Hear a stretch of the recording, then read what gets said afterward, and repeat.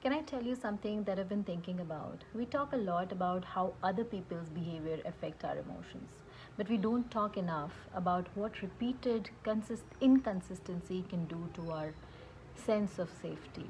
Think about someone who keeps saying, I'll call you, and they don't. I'll come, and they don't. I'll change, and they don't.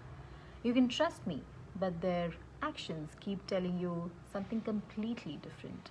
And here's what's interesting, your nervous system doesn't just listen to what people say, it starts learning from what they repeatedly do. So when someone's word and action keep contradicting each other, you may start asking, are they actually going to do this time? Can I depend on them? Should I remind them?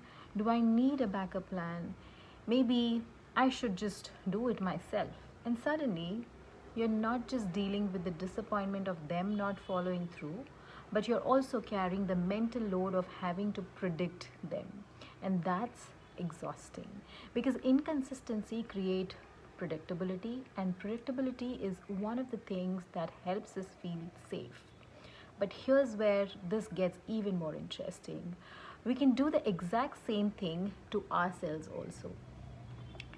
Every time you think yourself, tomorrow I'll start, I'll go to the gym, I'll finish that project, I'm going to stop doing this from tomorrow, and then repeatedly don't follow through. Sometimes this happens, and you start creating a gap between what you say and what you experience. And over time, that gap can chip away at something incredibly important, that is self trust. So, maybe a nervous system regulation isn't always about learning how to calm yourself down, but sometimes it's about becoming someone your own nervous system can trust. Someone who says, I'm going to do this and do it, and then actually really show up. Not perfectly, not every single time, but consistently enough that your system starts learning. When she says something, I can believe her.